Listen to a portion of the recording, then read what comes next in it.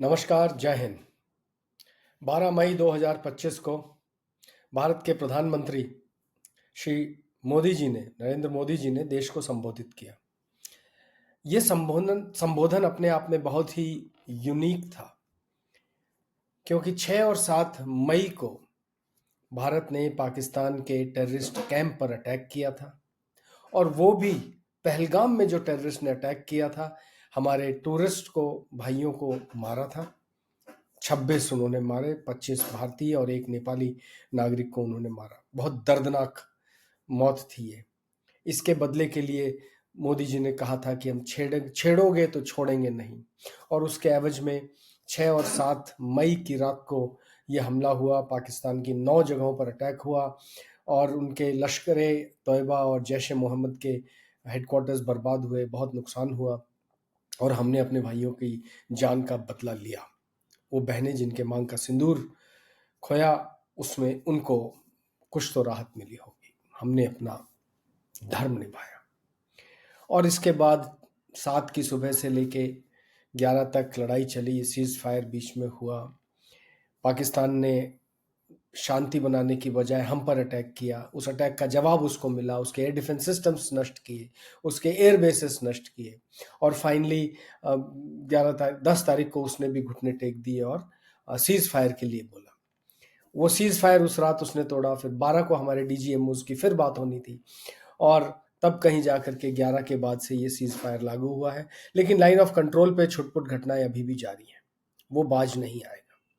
इस दौरान 12 मई को प्रधानमंत्री ने जब देश को संबोधित किया तो कुछ एक बहुत नई बातें उभर के आई। यूनाइटेड स्टेट्स ऑफ अमेरिका अपनी जो रणनीति बनाता है वो नेट असेसमेंट के जरिए बनाता है और पूरा प्रोसेस करता है। हम भी कुछ वो प्रोसेस फॉलो करते हैं, और इस बार जो हुआ वो कुछ नया ही था।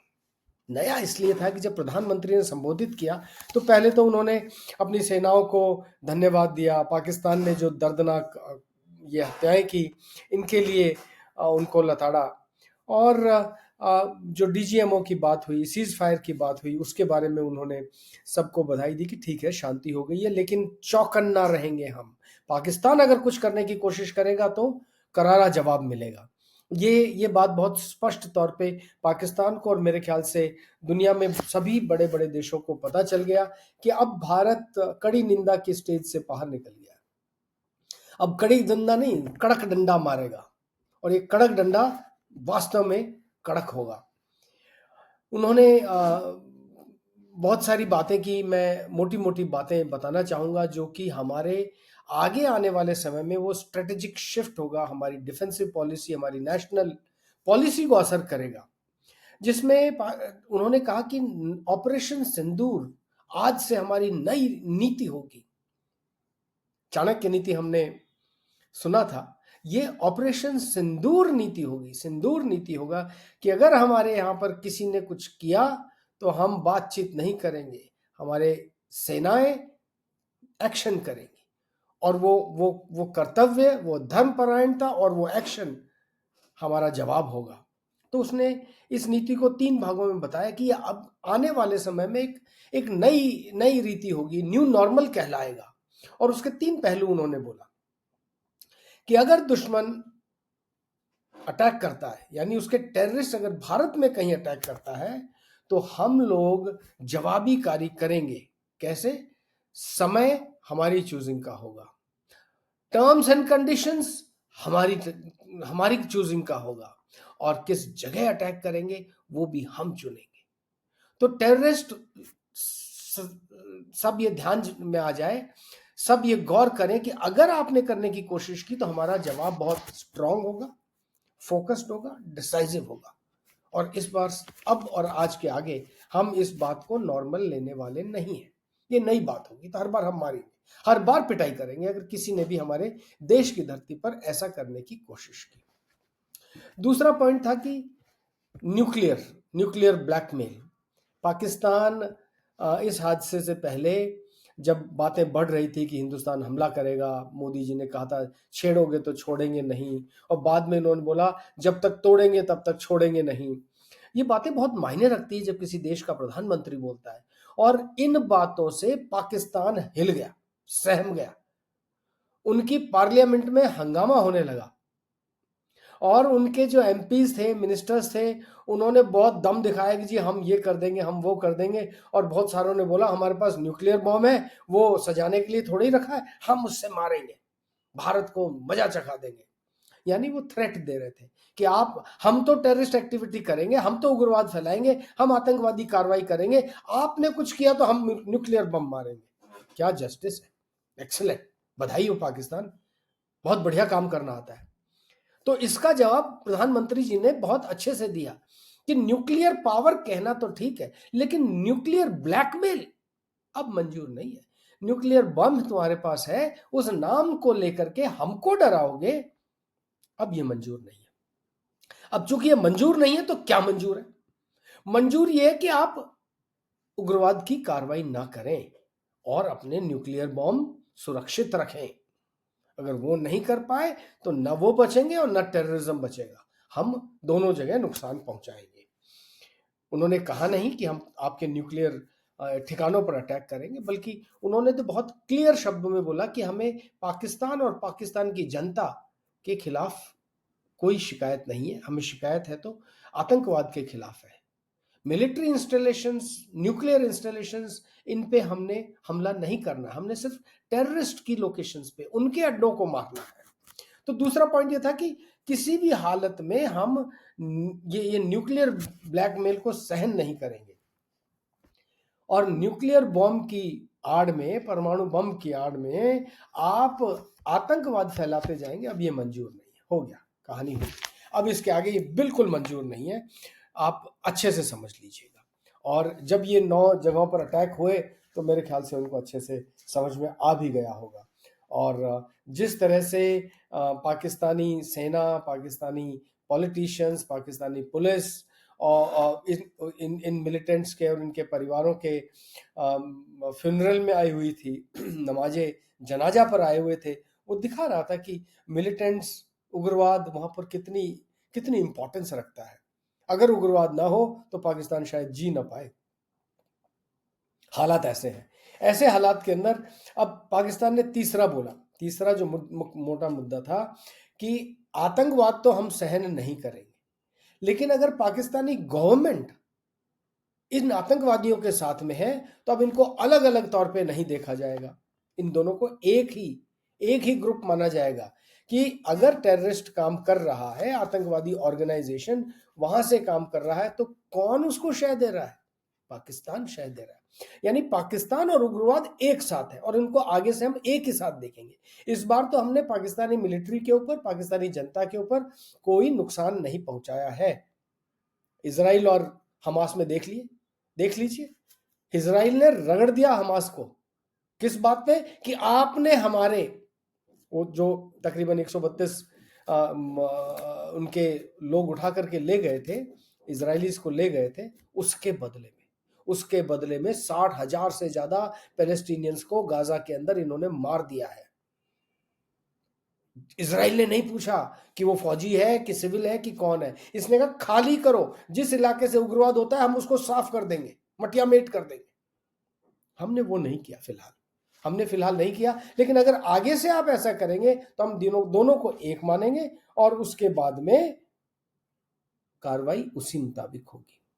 और जिस तरह से पाकिस्तानी गवर्नमेंट ने, सेना ने इनके फ्यूनरल को अटेंड किया है, पाकिस्तानी स्टेट मॉर्निंग की है, पाकिस्तान के झंडे में इन उग्रवादियों के कॉफिन्स को लपेटा गया, तो ये सब जग जाहिर है। और ये तो दिखाता है कि पाकिस्तान खुद टेररिस्ट स्पॉन्सर्ड स्टेट है और सबको मालूम है कि आतंकवाद की जननी ही पाकिस्तान है। और फिर उन्होंने बोला जी भारत ने हर बार दिखाया, पाकिस्तान के साथ जब भी युद्ध हुआ है हर बार पाकिस्तान ने मुंह की खाई है। लेकिन ये है जो शायद बात समझ में नहीं आती कि इंसानियत के साथ रहे, हमारे साथ मिलकर रहे तो प्रगति होगी। वरना सिर्फ अगर एंटी इंडिया स्टांस पे रहेगा, हेट इंडिया कैंपेन चलाएगा, उस लिहाज से अपनी पॉलिटिक्स और अपनी दुकान चलाएगा, तो नुकसान पाकिस्तान को ही होगा। और देख लीजिए 1947 में आजादी के बाद से हिंदुस्तान कहाँ है और पाकिस्तान कहाँ है। अब तो पाकिस्तान के लोग खुद उनको गालियां दे रहे हैं। जितने भी सोशल मीडिया पर ये कहानियां आ रही हैं, आप देखेंगे किस तरह खुल करके लोग उनको बोल रहे हैं। देश में विद्रोह होने की कगार पर आ गया है। तो पाकिस्तान में हालात बहुत खराब है, इन्फ्लेशन, इतनी महंगाई बढ़ गई है। तो ऐसे सब हालात के अंदर पाकिस्तान का ये सब कार्रवाई करना शोभा नहीं देता। उसके सर्वाइवल के लिए मुश्किल है, जिंदा रहना मुश्किल है, वहां के लोगों के लिए मुश्किल हो जाएगा। तो उन्होंने कहा हर बार आपने पिटाई हुई है, और अब से ऑपरेशन सिंदूर एक नई जिंदगी शुरू कर रहा है, नई पॉलिसी देश शुरू कर रहा है। और भारत के पास खुद के बनाए हुए मेड इन इंडिया के इतने हथियार हैं, और उन सब के इस्तेमाल करने से हमने अपनी क्रेडिबिलिटी दिखा दी है। इन हथियारों ने दिखा दिया है कि हम अपने देश में बनाते हैं और हम इनका इस्तेमाल करते हैं, और आपको हिलने नहीं दिया। जिस तरह से उनके एडी सिस्टम्स को, उनके रडार को ध्वस्त किया, उनके एयर बेसिस को ध्वस्त किया, ये अपने आप में एक बहुत बड़ी मिसाल बन गई है। पूरे विश्व के अंदर इस पर चर्चा चल रही है कि भारत ने 1971 की लड़ाई के बाद कभी ये इस्तेमाल नहीं किया था। इस बार जब मौका मिला है और ये इस्तेमाल हुए, तो क्या बखूबी मारा है। पाकिस्तान के किसी ड्रोन को आने नहीं दिया, किसी मिसाइल को आने नहीं दिया, किसी हवाई जहाज को आने नहीं दिया। इन सब को बिल्कुल ढाल की तरह हमारे एयर डिफेंस सिस्टम्स ने रोक के रखा। तो ये दिखाता है कि मेक इन इंडिया का हमारा जो प्रोग्राम है बहुत सफल रहा है।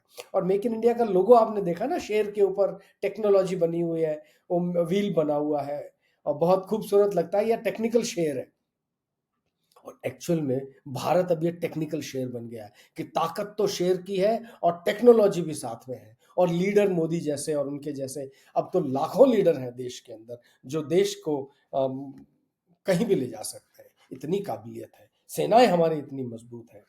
उन्होंने अगला जो सवाल बोला, यही इसी बात पर कि हमारी जो सबसे मजबूत कड़ी है, सबसे बड़ी स्ट्रेंथ है, वो है हमारी एकता।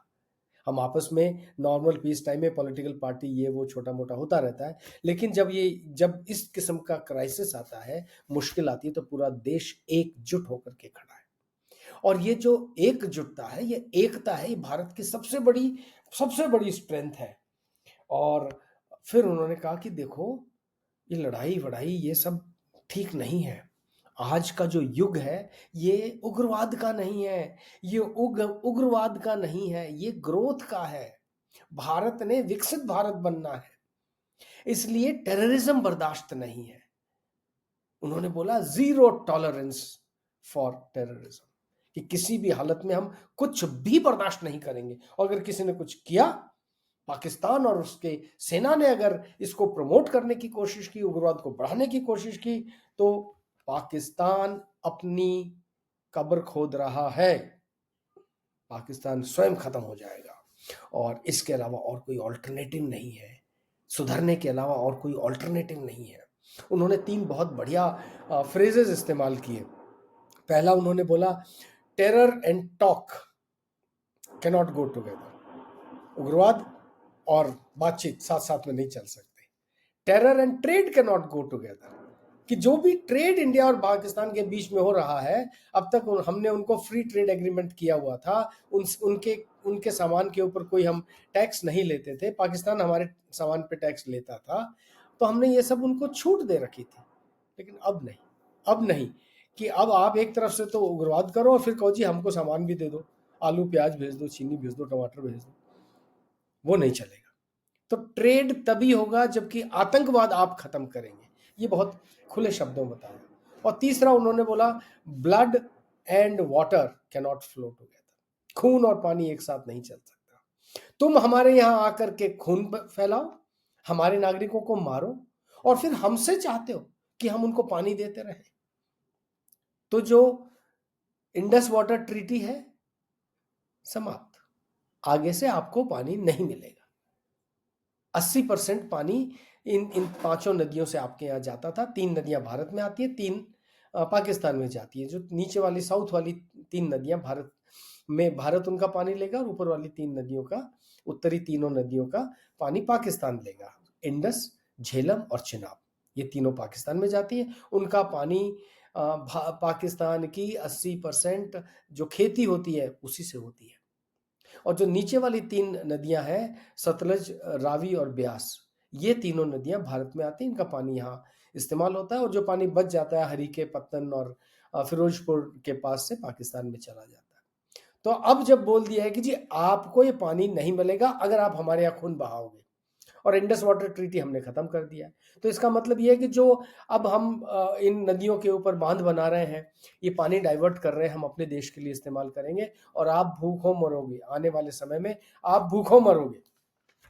इसके साथ साथ उन्होंने बोला, मैं विश्व समुदाय को बोलना चाहता हूँ, विश्व वर्ल्ड कम्युनिटी को उन्होंने बहुत क्लियरली बोला कि हम अगर पाकिस्तान से बात करेंगे तो दो ही मुद्दों पे करेंगे, उग्रवाद समाप्त हो और पाकिस्तान पीओके हमें वापस दे दे। तो इन्हीं दो मुद्दों पर पाकिस्तान से बात होगी और किसी भी मुद्दे पर पाकिस्तान से बात नहीं होगी, ये उन्होंने विश्व को बोला है। तो ये अगेन बहुत बड़ी बात है। जो पाकिस्तान के दोस्त हैं, चाहे तुर्की हो, चीन हो, और वो भी अपनी तरफ से कुछ करने की कोशिश करेंगे तो ठीक है, करें, कोशिश करें, हम तैयार हैं, उनको भी देखेंगे, निपट लेंगे उनको भी। और बहुत बढ़िया बात है कि 12 मई बुद्ध पूर्णिमा थी, तो उन्होंने देखो किस इस पूरी कहानी को किससे रिलेट किया। उन्होंने कहा आज बुद्ध पूर्णिमा है, हम बुद्ध के पुजारी हैं, बुद्ध के देश से आते हैं, और भगवान बुद्ध ने शांति का संदेश दिया था, लेकिन सामर्थ्य और शक्ति हमेशा अपने साथ रखी थी। तो हम शक्ति का इस्तेमाल नहीं करना चाहते, हम शांति से प्रगति करना चाहते हैं, और अगर आप चाहते हैं तो हमारे साथ प्रगति करें, वरना शक्ति का इस्तेमाल होगा। और फिर विकसित भारत के लिए उन्होंने बोला, विकसित भारत मतलब मजबूत भारत। और वो कहते हैं ना, क्षमा शोभती उस भुजंग को जिसके पास गरल हो, उसको क्या जो विषविहीन विनीत सरल हो। ऐसी कहानी इतने सिंपल शब्दों में उनके द्वारा बताना और कहे जाना कि जी हम तो शक्ति की राह पर है, हम प्रगति की राह पर है, अब पाकिस्तान के ऊपर है कि वो कौन सी राह अपनाना चाहता है। शांति और प्रगति वेलकम, आतंकवाद यू आर नॉट वेलकम। आतंकवाद का वहां से आना या देश का आतंकवाद को मदद करना, इसका मतलब पाकिस्तान अपनी कब्र खोद रहा है। इस तरह से जो ये नरेंद्र मोदी जी ने 12 मई का जो संबोधन देश को किया, ये अपने आप में एक बहुत ही यूनिक एड्रेस था पूरे देश को। और इस 21st सेंचुरी में बहुत कम ऐसे लीडर्स हैं, देश के नेता हैं, जिन्होंने अपने देश के प्रति इतनी मजबूती से, इतनी प्रगाढ़ता से जो बात की है, ये अपने आप में एक बहुत बड़ी बात है। सुनने के लिए बहुत बहुत धन्यवाद। फॉलो कीजिएगा, अपने दोस्तों को बताइएगा, शेयर कीजिएगा। धन्यवाद, नमस्कार, जय हिंद।